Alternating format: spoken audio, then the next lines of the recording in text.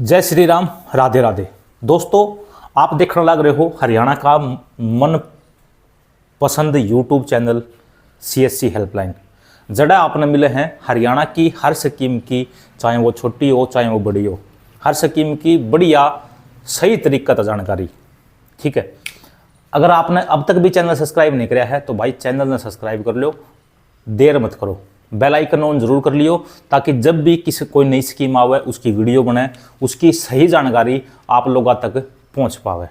आज का जो टॉपिक है हमारा वो है लाडो लक्ष्मी योजना पेंशन।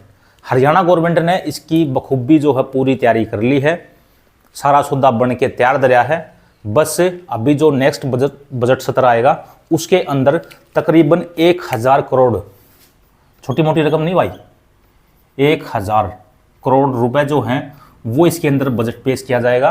और हरियाणा की महिलाओं को जो है 2100 रुपए हर महीने पेंशन यहाँ पर प्रोवाइड करवाई जाएगी। ठीक है, अब महिलाओं के मन में जो है ये 3 सवाल ज़्यादातर महिलाओं के मन में है कि इसके अंदर जो है पात्र महिलाएं कौन रहेंगी, यानी कि किस किस महिला की पेंशन बनेगी। उसके बाद दस्तावेज, भाई के कागज मांगे जाएंगे। उसके बाद है आवेदन की प्रक्रिया, यानी कि फार्म भरांगे तो भाई कुकर भरांगे।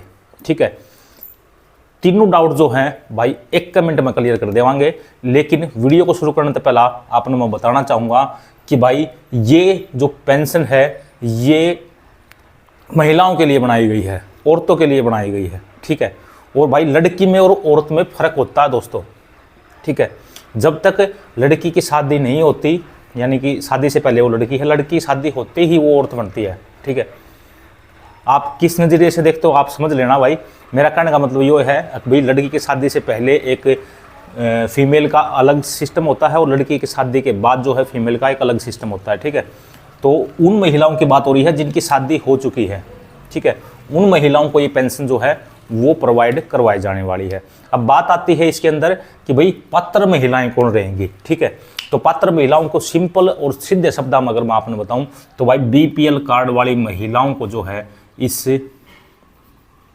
पेंशन का लाभ यहाँ पर सरकार प्रोवाइड करवाने वाली है। ठीक है, और खुल के बताऊं तो भाई 1,80,000 से कम, अगर फैमिली ID में 1,80,000 रुपए से कम अगर आपकी सालाना आय है, ठीक है, BPL भी नहीं, सालाना आय अगर 1,80,000, क्योंकि कई परिवार ऐसे हैं जिनकी इनकम जो है 1,80,000 से कम है लेकिन उनके पास BPL कार्ड नहीं है।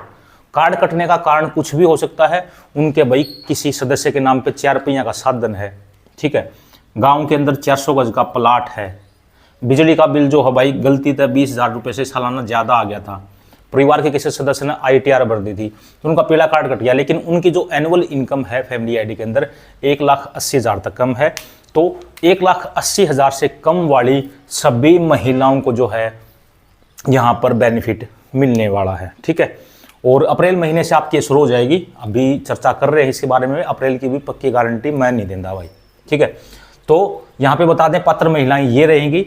इसके साथ साथ एक पात्र महिलाओं की अलग से सूची ये है कि जो महिलाएं 1,80,000 से कम परिवार वालों के घर में हैं, अगर वो विधवा पेंशन लेती हैं, विकलांग पेंशन लेती हैं या फिर समाज कल्याण विभाग से किसी अन्य प्रकार की पेंशन लेती हैं, तो उनको जो है इस सूची में काउंट नहीं किया जाएगा।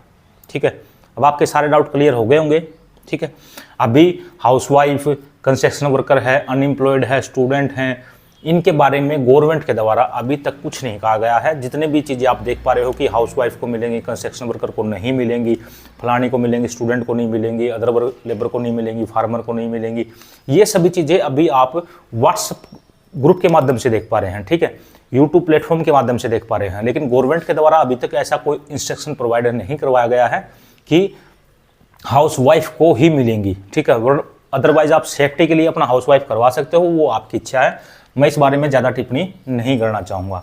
आगे जो है यहाँ पर बात करते हैं दस्तावेज सूची की, कि यहाँ पर दस्तावेज क्या क्या देने होंगे, यानी कि कागज़ क्या क्या देने होंगे। ठीक है, तो सबसे पहले आपको अपना एक बैंक अकाउंट यहाँ पर प्रोवाइड करवाना होगा, यानी कि बैंक का खाता आपको यहाँ पर देना होगा, आपका परिवार पहचान पत्र PPP।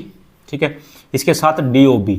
ठीक है, डेट ऑफ बर्थ का एक प्रूफ जो है वो आपको यहाँ पर जरूर से जरूर देना होगा। ठीक है, क्योंकि यहाँ पर 18 से 60 साल की एक कंडीशन रखी गई है। इस कंडीशन के चलते जो है आपसे एक डेट ऑफ बर्थ का प्रूफ भी मांगा जाएगा, ठीक है। इसके साथ साथ आपके आधार कार्ड, वोटर कार्ड वगैरह हो गए, आपकी पासपोर्ट साइज फ़ोटो वगैरह हो गई दस्तावेज में लगाने के लिए, ये दस्तावेज जो आपके यहाँ पर रहने वाले हैं, ठीक है। अभी कास्ट सर्टिफिकेट और हरियाणा डोमिसाइल के बारे में गवर्नमेंट के द्वारा कुछ भी नहीं बताया गया है। ये जो चीज़ें हैं ये CSC वालों के द्वारा चलाई गई हैं, आप इनको समझ सकते हैं, ठीक है। अब बात करते हैं आखिरी चरण की, आवेदन की प्रक्रिया की, ठीक है। आवेदन प्रक्रिया इसकी कुछ इस प्रकार रहने वाली है। बिल्कुल ऑनलाइन डिजिटल मोड में जो है वो ये आपकी पेंशन बढ़ाई जाएगी, ऑनलाइन, ठीक है, ऑनलाइन डिजिटल मोड में। ऑनलाइन डिजिटल मोड का मतलब ये है कि भाई आपने कुछ नहीं करना, ठीक है। किसी महिला को कहीं पर किसी दफ्तर के, किसी ऑफिस के, किसी CSC के, किसी दुकान के या किसी जो है ना मैं बनवा दूंगा बिचौलिया एजेंट, किसी के चक्कर लगाने की आवश्यकता नहीं है। डिपार्टमेंट खुद एक लिस्ट प्रोवाइड करवाएगा आपके गांव में, आपके ब्लॉक में, आपके ज़िले में, ठीक है।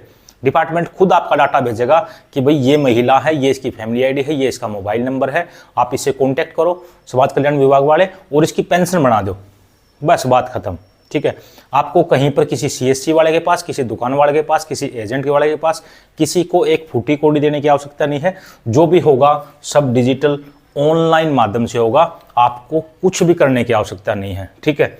फिलहाल अभी तक हमें जितनी भी जानकारी प्रोवाइड हुई है उनके माध्यम से लाडो लक्ष्मी योजना की फुल प्रोसेस ये है।